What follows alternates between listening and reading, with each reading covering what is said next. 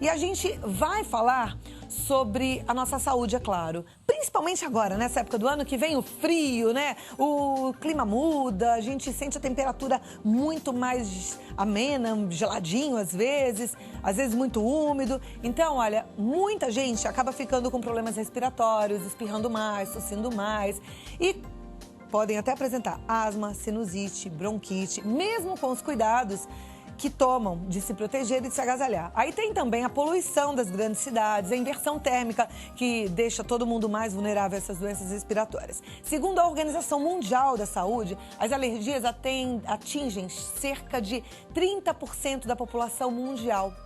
E o pior é que quando os sintomas aparecem, a única coisa que a gente quer é ficar num lugar aquecido, abafado, e às vezes isso até complica a situação.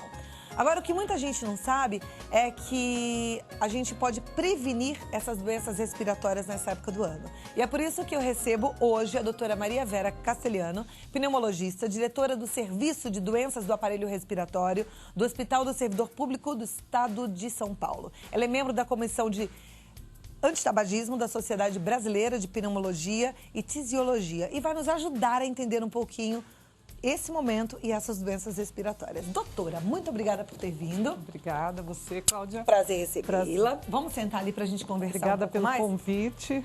Eu é que agradeço, sabe? Porque eu tenho visto todo mundo uma tossezinha aqui, um espirro ali, e até gente adulta que nunca teve asma com asma. Exatamente. Né? Essa época do ano é uma época em que os pneumologistas trabalham muito, o número de internações aumenta de uma forma bem perceptível e no pronto-socorro também você vê muitas pessoas com sintomas respiratórios. Bom, primeira coisa que a gente precisa saber, existe como prevenir um problema desses, de sinusite, bronquite, asma?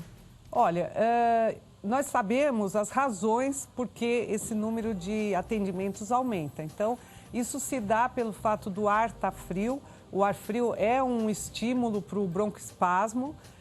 Você tem uma umidade relativa do ar também menor e, como você falou anteriormente, a concentração de poluentes aumenta muito nessa época do ano. Então, tudo isso favorece as pessoas terem sintomas respiratórios. E esses sintomas não são só respiratórios, né? Os olhos, às vezes, ficam irritados também. E isso daí acontece com todo mundo. Mas se a pessoa já tem alguma doença prévia, se ele já tem asma, se ele tem DPOC, que é a doença pulmonar obstrutiva crônica, se ele for tabagista, ou se ele estiver naquelas faixas etárias extremas, ou uma criança, ou um idoso, é muito mais fácil você ter complicações respiratórias. A prevenção, ela pode acontecer de várias formas. Então, primeiro, essas pessoas que já têm doenças, é muito importante que elas se tratem, continue o tratamento que ela já faz de rotina. Também os cuidados com a casa são muito importantes. Então, deixar ventilar bastante a casa, quando tiver sol, deixar que entre sol na casa, lavar as roupas com frequência para não acumular alérgeno nas roupas de cama, nas blusas de lã, que são roupas que ficam guardadas e às vezes acumulam muito alérgeno. Manter a vacinação em dia. Nós estamos de novo com um aumento do número de casos de H1N1. Então, a vacinação vai até, se não me engano, dia 16 de junho. Então, quem tem indicação, fazer a vacinação. E manter a alimentação saudável, boa hidratação. As pessoas acabam tomando menos água nessa época do ano por conta de que está frio e acha que não está transpirando e não sentem necessidade de tomar água, né? Mas é importante se hidratar. Muito importante. E isso daí é fundamental, você se alimentar bem. E sempre que possível evitar aglomerações. Foi outra coisa que você citou também, que as pessoas ficam em ambientes fechados e isso também é um fator que leva a maior transmissão de vírus, de bactérias. Agora, em relação à transmissão, um espirro ou uma tosse, ele de fato pode transmitir uma gripe forte? O veículo... Com que distância? Olha, na verdade, você, às vezes, numa distância que não precisa ser tão curta, você já tem transmissão desses agentes. porque a transmissão se dá através de gotículas e as gotículas ficam em suspensão no ar. Então, o que a gente recomenda é que você procure, claro, se você for a pessoa que está resfriada, não ficar ou espirrando ou tossindo sem se proteger. E a outra coisa que é muito importante é lavar as mãos frequentemente. E também evitar de ficar passando a mão no rosto, porque você está carregando esses agentes. Porque, por exemplo, se a gente encosta num corrimão, se a gente pega num lugar, numa maçaneta de porta, ali a gente pode estar contaminando a nossa pele com vírus. E aí, ao passar a mão no rosto, a gente está levando direto esse vírus para vias respiratórias. Exatamente. É isso? Por isso é que é importante lavar as mãos. E também para não transmitir para os outros, Para não transmitir. Isso é uma coisa bem interessante, porque, na verdade, o nosso maior contato com o meio ambiente é através das vias respiratórias. Nós podemos ter contato, e temos, através da deglutição, através da pele, mas o que tem maior área é o sistema respiratório. Então, quando você inala, isso daí cai na corrente sanguínea rapidamente. Então, por isso, esses cuidados de não ficar passando a mão no rosto, porque você vai estar levando esses agentes que estão na sua mão para as vias respiratórias. Perfeito. Agora, uma vez que a gente pega uma gripe, a gente precisa tratar. Ela não é, por exemplo, como... o vírus tem uma certa duração, né? Mas quando ela vai ficando mais pesada, ela tem que ser cuidada para ela não evoluir, é isso? O processo viral, quando ele não complica, ele vai ter um tempo que pode demorar 5, 7 dias para se resolver totalmente. Nos primeiros dias, os sintomas são mais intensos, quando a pessoa tem mal-estar, pode ter tosse seca, febre, e isso daí vai melhorando no decorrer do tempo. Então, o que a gente recomenda é muita hidratação e sintomáticos. Um remédio para controlar a temperatura, para dor no corpo, que às vezes é intensa. A partir do 3º dia, quando persistem esses sintomas, ou se no 2º dia esses sintomas estão muito intensos, a pessoa continua com febre muito alta, piora a respiração, tem dificuldade respiratória, ele deve procurar atendimento médico. E qual é a diferença de uma gripe normal para uma gripe suína nesses sintomas? O que a gente precisa ficar atento? O que muda de uma para outra? No início o quadro pode ser bem semelhante.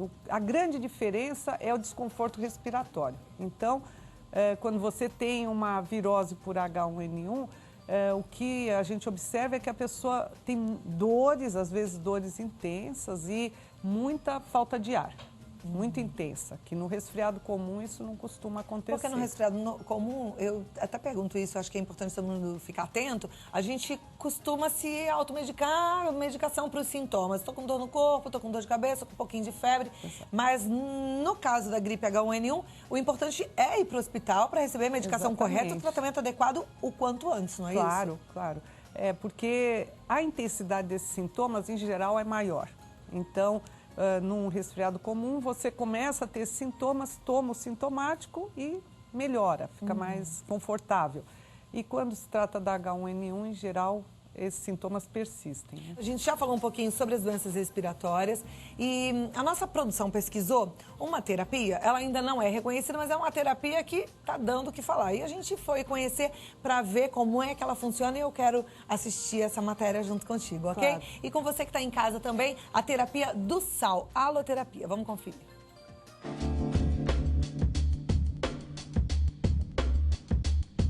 Eu sou coproprietário da VitaSal, que é a primeira sala de haloterapia na cidade de São Paulo. Existem outras salas como essa no Rio Grande do Sul e em Campinas. O propósito da VitaSal é trazer conforto respiratório para os pacientes que nos procurarem. Nós não vamos substituir o tratamento médico, não se recomenda a suspensão de qualquer medicamento, mas que a pessoa busque algumas alternativas, alguns complementos do tratamento tradicional que ela tem.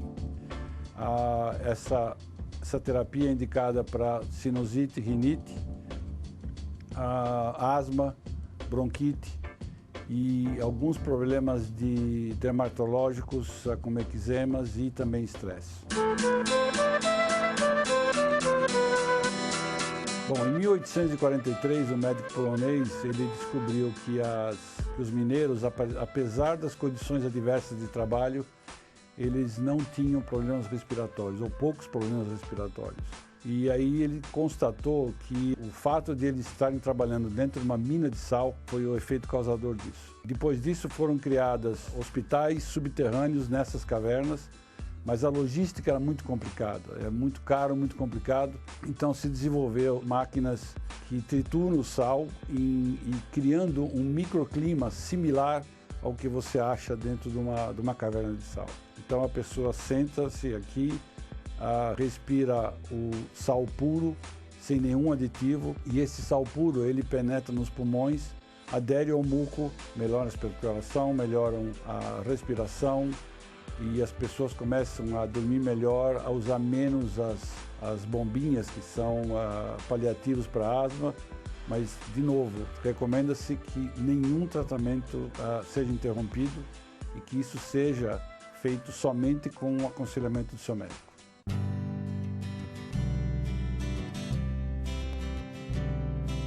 A sessão dura 45 minutos, ela equivale a 3 a 4 dias de fronte ao mar, e se a pessoa entrar e dormir ou ter uma soneca, ela equivale a algumas horas de sono profundo. As sessões são complementadas por luzes que simulam a cromoterapia, que faz com que a pessoa se acalme ainda mais. Existem programas de televisão para a pessoa relaxar ainda mais, ou simplesmente sentar, deitar e meditar. Existem algumas situações que não é indicado o tratamento, que é quando a imunidade da pessoa está baixa ou quando está fazendo, por exemplo, tratamento de quimioterapia, radioterapia, febre alta, sangramento, esse tipo de coisa. Então, se recomenda que as sessões sejam feitas somente depois do quadro estabilizado. Se a pessoa tiver uma pressão alta controlada com medicamentos, não existe nenhuma contraindicação também.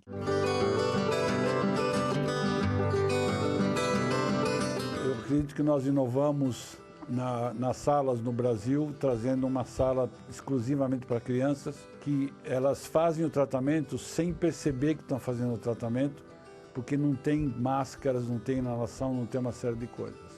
Antes de adentrar a sala, a pessoa coloca propés, coloca uma touca para deixar o ambiente limpo, basicamente. Isso recomenda que a pessoa use um par de meias, são um pouco mais grossas, porque você vai pisar em sal grosso. Antes de entrar à sala, a pessoa faz uma hidratação, molhando o rosto e as mãos, e na saída ela toma um copo d'água em temperatura ambiente para reidratação.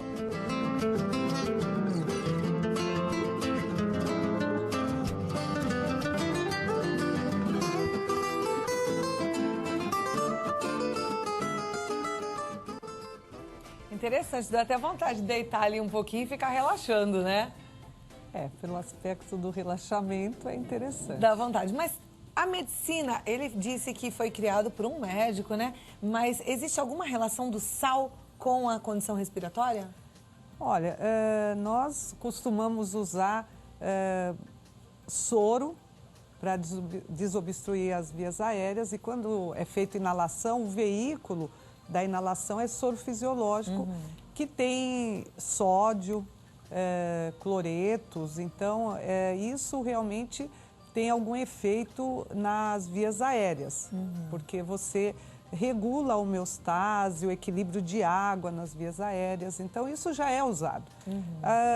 O fato de você estar numa sala com alta concentração de sal, eu não consigo entender como isso rapidamente vai ter efeito nas vias respiratórias, mas realmente... É uma novidade, é uma né? novidade. É bom para o pessoal que está em casa entender como funciona e ver como que é bonita essa sala também. Agora, a gente falou do sal, falou um pouquinho do soro, eu me lembrei que existe também uma linha que é para a pessoa colocar no nariz, como mesmo o soro, que é de água marinha, né? De uma água salgada. Isso, com sal diferente. É diferente. Falar.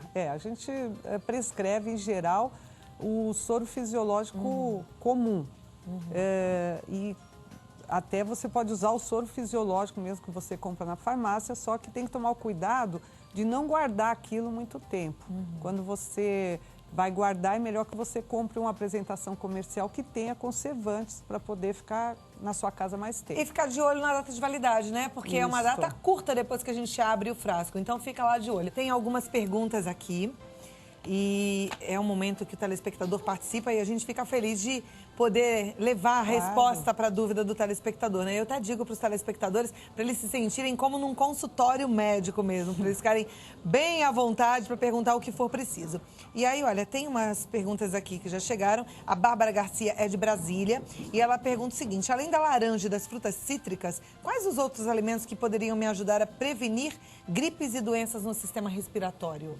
Olha, as frutas e verduras, em geral, elas têm todas as vitaminas que nós precisamos para deixar o nosso sistema imune em ordem. Então, você não precisa comer especialmente um tipo de alimento. É claro que limão, maracujá e laranja tem bastante, uma concentração bem grande de vitamina C. Mas banana tem potássio, que é muito importante, tomate também tem vitamina C.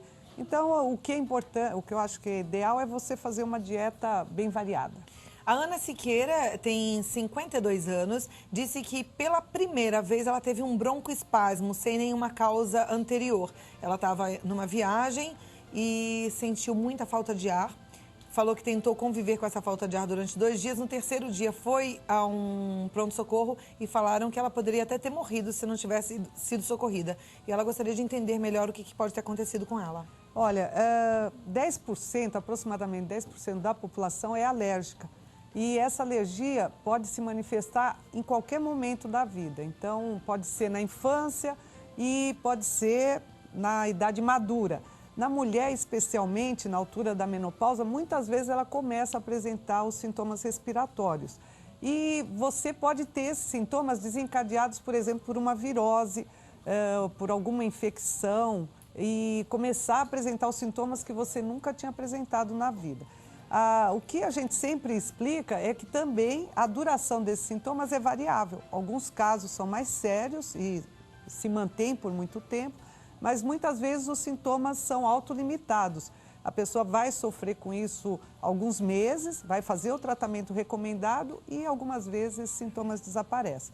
Só complementando que ela fez o que é certo, que é procurar um médico. Existem vários exames para serem feitos, exames radiológicos e a espirometria, que é um exame que mostra como estão os volumes da respiração. E isso norteia muito o tratamento, auxilia o médico a escolher o melhor tratamento para o seu paciente. Perfeito. A Vera José diz que o filho dela tem 7 anos e que tem bronquite. E indicaram para ela a natação. Ele está fazendo natação, mas agora no frio ele não quer ir porque a piscina é gelada. Ela disse que está insistindo e pergunta se ela está fazendo correto. Olha, essa é uma questão bem interessante, porque sempre acreditou-se que a natação era o melhor esporte para quem tem problema respiratório. E hoje em dia nós sabemos que o importante é fazer atividade física. Às vezes a piscina pode até atrapalhar um pouco, ou porque a água é fria, ou porque a pessoa tem alergia ao cloro. Então, para ela respeitar um pouco isso, e realmente no frio a água fria pode ser um fator para broncoespasmo, e conversar, procurar mantê-lo em outra atividade física. Ok. A Maria Clara, ela é de São José dos Campos, ela diz que o filho dela tem 10 anos, tem bronquite e já falaram que não é bom que ele corra ou pratique esportes durante as crises, mas ele joga futebol todos os dias e ninguém o segura. Ela quer saber se ela precisa segurá-lo em casa mesmo. Não, não deve. Esse era outro mito que sempre acreditou-se, que quem tem asma não pode fazer atividade física. E realmente tem crianças que até por ter asma procuram não participar porque não conseguem correr como os outros. Mas na verdade você deve manter o tratamento correto e o médico pode orientar para ele usar algumas medicações que nós chamamos de medicação de resgate, que ele usa imediatamente antes de fazer atividade física, e isso faz com que os brônquios se dilatem e ele vai correr à vontade. Perfeito. A Joana Almeida, ela diz que o filho dela tem 8 anos, também tem bronquite, e o médico receitou o uso de uma bombinha. Ela está muito preocupada dele ficar dependente dessa bombinha. Pergunta qual é o procedimento correto. Olha, esse também é um outro mito de antigamente, que não se devia usar bombinha, que a bombinha era perigosa e que poderia trazer outros tipos de complicação, no caso cardiológicos. Mas hoje em dia os medicamentos são muito seguros e os tratamentos das doenças respiratórias são feitos por via inalatória. Então nós temos vários dispositivos, popularmente todos são conhecidos como bombinha, mas são totalmente seguros e ela não deve se preocupar, seguir a orientação do médico e o filho dela vai ficar muito bem. Perfeito. Tem outras perguntas, mas o nosso tempo, infelizmente, acabou. Mas eu te agradeço muito, muito Obrigada. bom a gente ter conversado um pouquinho e até quebrar esses mitos, né? Mostrar para as pessoas que hoje em dia a gente tem uma nova leitura disso tudo e tem um novo jeito de olhar para essa criança e cuidar na hora de uma bronquite, de uma asma, né? E é bom que, pelo visto, as coisas ficaram melhores, mais tranquilas, né? Doutora Maria Vera Cruz de Oliveira Castelhano, pneumologista, muito obrigada por ter vindo. O site é o site da prefeitura, não é? Da Sociedade Paulista de Pneumologia e Tisiologia. É o SPPT, spp.org.br. Você pode entrar lá que tem mais informações. Exatamente. Até a próxima oportunidade. Obrigada. Eu que agradeço. Até mais. Até.